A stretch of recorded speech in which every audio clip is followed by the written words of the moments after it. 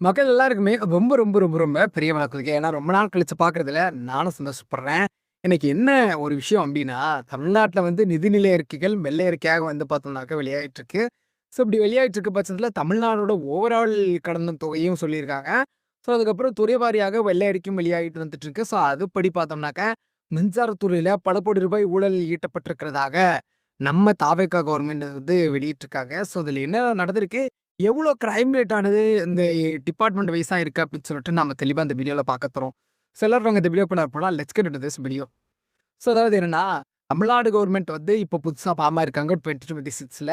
So அவங்க வந்து ஒரு ஒரு துறை ரீதியாக வெள்ளை அறிக்கை வெளியிட்டுட்டு வந்துட்டு இருக்காங்க. அதுபடி தமிழ்நாடு ஓவரால் பெர்சன்டேஜோட கடன் எவ்வளோ இருக்கு?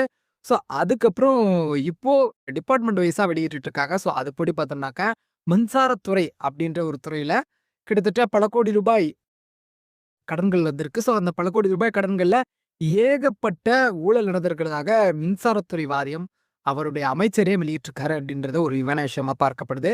ஏன்னா இதுக்கு முன்னாடி இந்த அதாவது 2021 அதாவது 2021 டூ 2026 காலகட்டங்கள்ல ஏராளமான ஊழல்கள், மோசடிகள் நடைபெற்றது அப்படின்றது மக்கள் வெளிக்கொணர இருந்தாங்க. ஸோ அதனுடைய விளைவின் வெளிப்பாடாகத்தான் இவ்வளோ பெரிய ஆட்சி மாற்றம் நடந்து இப்போ துறைவாரியாகவும், ஓவராலாகவும் ஒரு ஊழல் எவ்வளோ நடந்திருக்கு? ஈச் ஒன் டிபார்ட்மெண்ட்ல எவ்வளோ ஊழல் நடந்திருக்கு? ஸோ எவ்வளோ பணம் வெளிய போயிருக்கு? இதில யார் யாரெல்லாம் சம்மந்தப்பட்டுருக்காங்க? அப்படின்னு சொல்லிட்டு பல ஆய்வுகள் மேற்கொள்ளப்பட்டு வந்துட்டுருக்கு.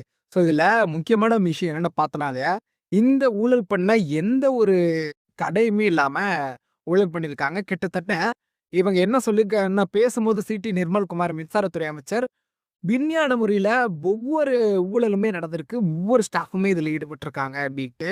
ஆனா இதுலருந்து யாருமே வந்து இதுக்கு உண்டான ஒரு கம்ப்ளைண்ட்ட ரெஜிஸ்டர் பண்ணல அப்படின்றது உண்மையான விஷயமா இருந்து. ஸோ இது வந்து எப்படி பண்ணாங்க? ஏது பண்ணாங்க? அப்படின்னு தெரியல. ஆனா ஒவ்வொரு டிபார்ட்மெண்ட்டுமே கிட்டத்தட்ட மின்சாரத்துறையில மட்டுமே 30 டூ 40% வந்து பஃபர் ஆயிருக்கு. அதாவது 30லிருந்து 40% ஊழல் ரேட் வந்து நடக்குது. அதாவது கரப்ஷன் ரேட் இருக்கு. ஸோ கிட்டத்தட்ட ரூ. 100ல ரூ. 40 கிட்டத்தட்ட அரசு அதிகாரிகளுக்கு போயிருக்கு அப்படின்ற மாரி நம் மின்சாரத்துறை அமைச்சர் வந்து சொல்லியிருக்காரு அப்படின்னே சொல்லலாம்.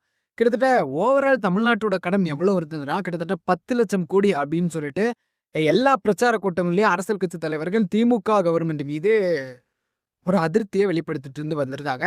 ஸோ அது இப்போ மரிய வில்சன் அப்படின்ற ஒரு அமைச்சர், அதாவது டிவிகேவோட அமைச்சர் வந்து பார்த்தோம்னாக்கா, அவரு வந்து என்ன சொல்லியிருக்காருன்னா, இது வந்து 10,00,000 கோடி கிடையாது. கிட்டத்தட்ட 13,00,000 கோடி அப்படின்ற மாரியும் சொல்லியிருக்காரு. ஸோ இது வந்து ரொம்ப அதிகமான ஒரு கடன் அப்படின்றும் பார்க்க முடியாது. ஏன்னா, வரம்புக்குட்பட்ட கடனா இருக்கிறதுக்கு ஆனா இதுக்கு மேல போனா ரிஸ்க் அப்படின்ற மாரி ஒரு நிலைமை இருக்கு. ஸோ அதுபடி ஒவ்வொரு இதா பார்த்தோம்னாக்க கிட்டத்தட்ட கடந்த ஆண்ட விட இந்த ஆண்டு அதாவது 2021லேருந்து 26க்கு கடனு. இதுக்கு முன்னாடி இருந்த அதாவது 1900ங்கள்லேருந்து 2020 வரைக்கும் இருந்த கடனோட அப்படியே டபுள் மடங்கு ஆயிருக்கு அப்டின்னே சொல்லலாம். டபுள் மடங்கு இல்ல, அதுக்கு மேலாவே வந்திருக்குன்னு சொல்லலாம். அதப்படி பார்த்தோம்னாக்க இந்த மின்சாரத்துறை அப்படின்ற ஒரு துறை பக்கம் வந்தோம்னாக்க, கிட்டத்தட்ட கண்ணுக்கு எட்டுன வரைக்கும் ஊழல், ஊழல், ஊழல், ஊழல்ன்ற மாரி 58,000 கோடி ஊழல் நடந்திருக்கு அப்படின்ற மாரி சொல்றாங்க. இது நான் சொல்லல.